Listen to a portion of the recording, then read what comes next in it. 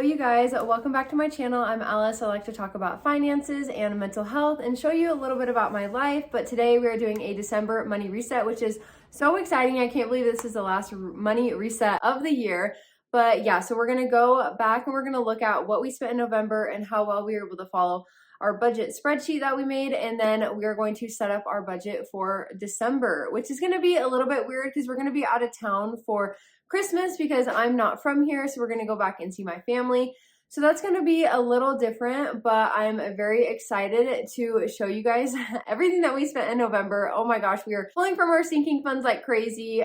They're basically back down to zero, a lot of them right now, because everything we just had to buy everything right now. Yeah, so I'm gonna show you guys that, and we're going to try and make a budget for next month that is supportive of the life that we want to live while also making sure that we're saving and that we're having a good time with family and friends. So let's get into this. Okay, you guys, we are on the budget spreadsheet now, and I'll just walk you through a little bit of how it works real quick. I have a whole video on how to set up this budget spreadsheet. It's completely free through Google Sheets. You can check that out in the link down below. But we basically have $900 as our starting balance. We usually try to keep like $1,000 in there, but this month it just ended up being at $900. That's totally fine. We can like replace it or put another $100 in. So that we always have $1,000 in our account because we use our debit card to buy groceries, and just our bills are automated, so they always come out of our bank account, and we never want to like have an overdraft fee. I want to avoid that. And then here's planned expenses and income. So we planned for $12,700 of expenses and end up being $12,403. And then we planned for $12,555 of income. And this is not money that we make from our salary jobs. This is everything. Well, it is that money, that income, plus getting paid back, unexpected money, reimbursements, refunds, taking from savings. So it's not like that we're making $12,000 this month. It's that that's all the money that came into our account, plus the $1,000 that's always there. Okay, so now we're gonna go down here to expenses, and this is everything that we spent or that came out of our bank account this month. This budget is very customized to who I am and what I like to spend money on. So we had a mortgage come out that was $2,667. This next month in December, it is going up a couple $100, unfortunately, but we knew that was coming. We had a temporary buy down for our mortgage, so it was just going to go up. Okay, then we had bills. We said we were going to spend $575 because we didn't know how our bills were going to react when we stopped using as much electricity for AC and started using more heat to heat the house. Do I want to expose myself? We do keep the back door open. It'll be like 30 degrees outside, and we'll keep our back sliding glass door open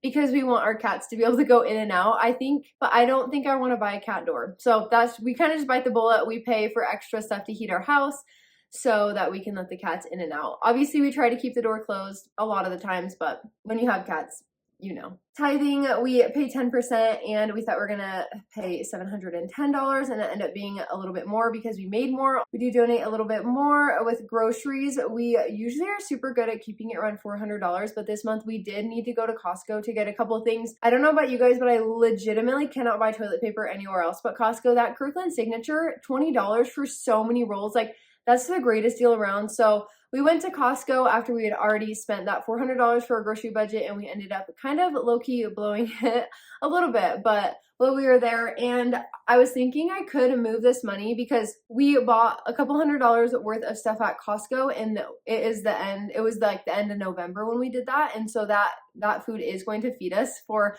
most of December, honestly. And I was like, oh, maybe I could move like that expenses over to the next month, to be like, that was our groceries. But then I was like, you know what? It doesn't really matter. Like, this budget, I don't budget for the sake of budgeting. I budget to support my life. So I'm not here trying to make this spreadsheet perfect. But anyways, yeah, we spent $611 on groceries this month.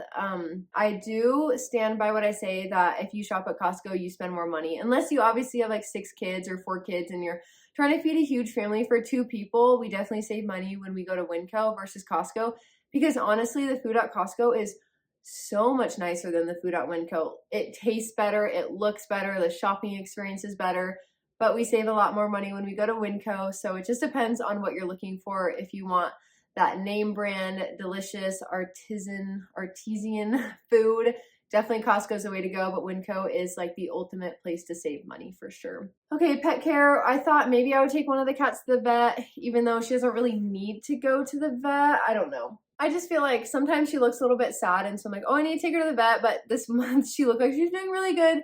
So she didn't have any like excess like eye goobies or anything. So I was like, no, I'll just take her to the vet when she's scheduled to go in February. But we did end up buying kitty litter and cat food that totaled to $50. Gas, we thought we'd spend a lot more on gas, but for some reason, gas prices went down. And now let me tell you guys, I have absolutely no gauge on how expensive things are when it comes to gas. I haven't filled up our car with gas in probably like 6 months. My husband is the only one who does it because he drives exponentially more than me. I work from home right now and he works about 45 minutes away. So he's driving a lot more than I do. So he's filling it up. So that's always nice to have an extra $85 not spent on gas. For fun, we budgeted $313. That's a random number because we just try to use all the rest of our money for fun, and we ended up spending $260. Let's see what we spent that on. We went to Vessel Kitchen, which is like a super healthy food restaurant, except it actually tastes good. Oh, I had a gift card to a clothing store called Bohm, and then I spent $10 more than that.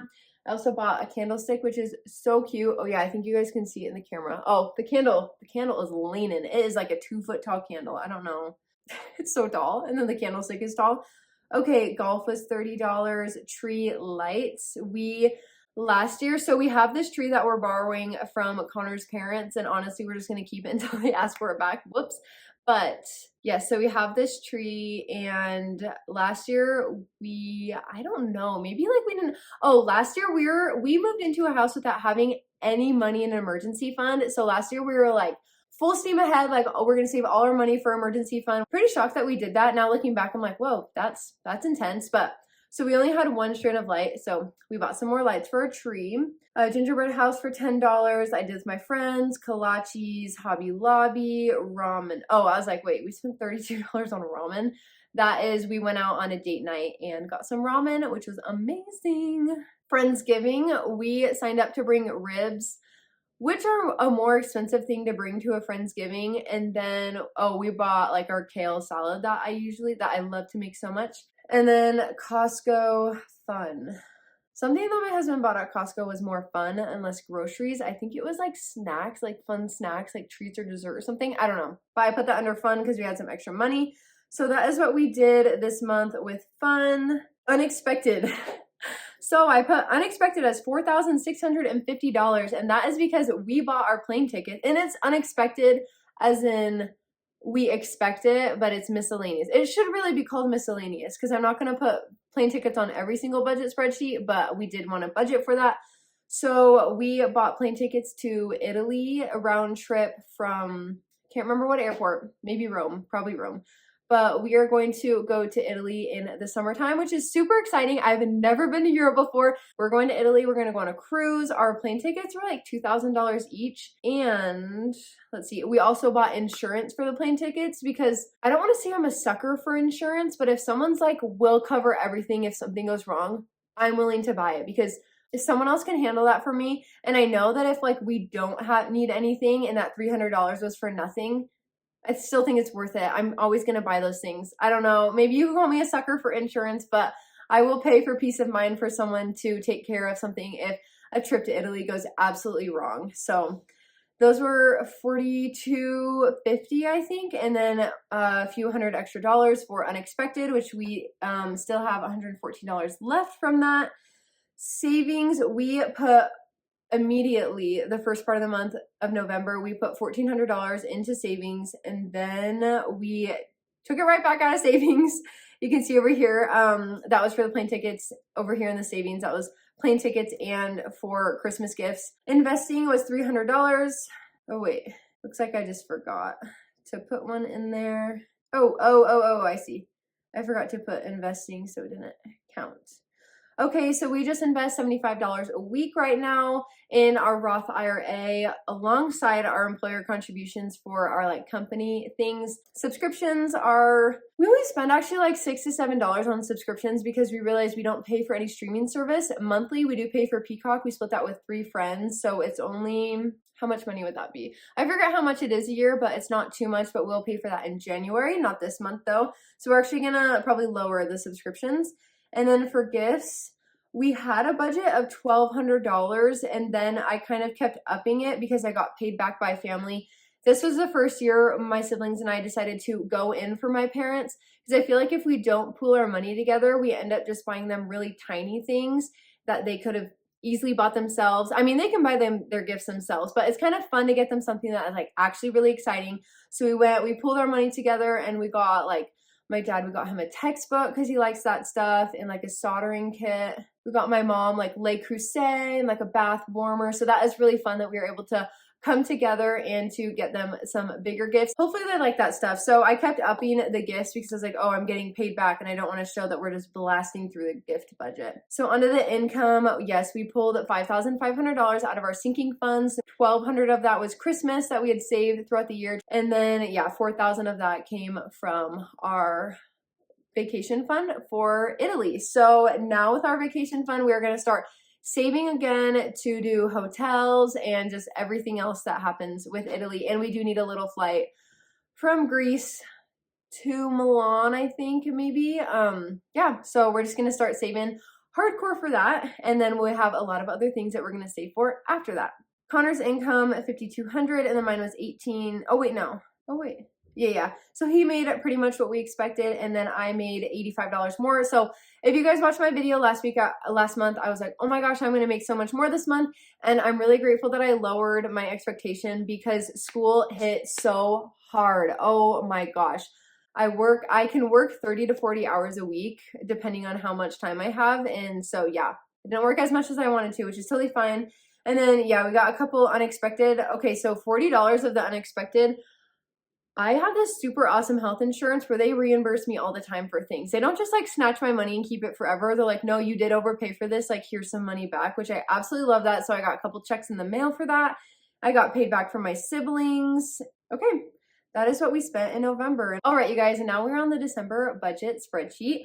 So we'll just start going top to bottom and I'll kind of show you guys how I fill this out a little bit. But we will have a starting balance of $1,000, so our bills and our groceries can come out, no issue. So our mortgage is going up. It is going to be $2,928. So that'll definitely be an adjustment. And right now, little side note, my husband and I are both graduating in April, so fingers crossed, we're going to be making more money than we are now, and we'll be able to have a little bit more breathing room to invest, save, and spend as we will. So our bills last month, we thought they're going to be $575, and we had a little bit extra. So we'll keep it mostly the same, $550, because again, we don't know how much it's going to cost to heat our house since we keep the back door open a lot.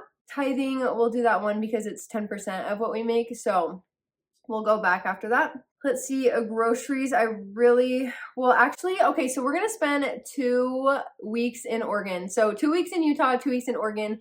And that basically means that we're probably going to spend a lot less on groceries because my parents just buy groceries when we're there. We're going to spend more on eating out if we want to like do a day trip or for an anniversary. And so we're going to just balance that out a little bit. Also, we have a lot of groceries from Costco still. So let's say $200, but honestly, I'd be surprised if we hit the $200.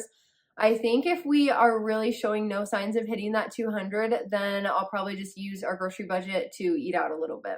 Pet care, we don't have any pet care per se, but we do want to buy our girls a couple gifts. We want to buy them maybe a water fountain and some toys with the bells in it.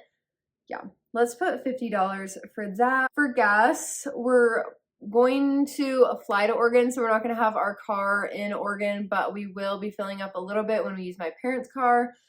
So let's say $150 for that. Okay, fun. We won't do that yet. Unexpected, we always have at $350. We rarely hit this number, but it's just good to have a little bit of unexpected. And then also if it's like, I want to go on a date tonight, we don't have any more fun money, let's use some unexpected money. I like to have that flexibility and that buffer. Okay, let's see, savings. we won't do that yet. $300 for investing, just because there's 4 Wednesdays this month, and that is when the money is taken out of our account, is every Wednesday.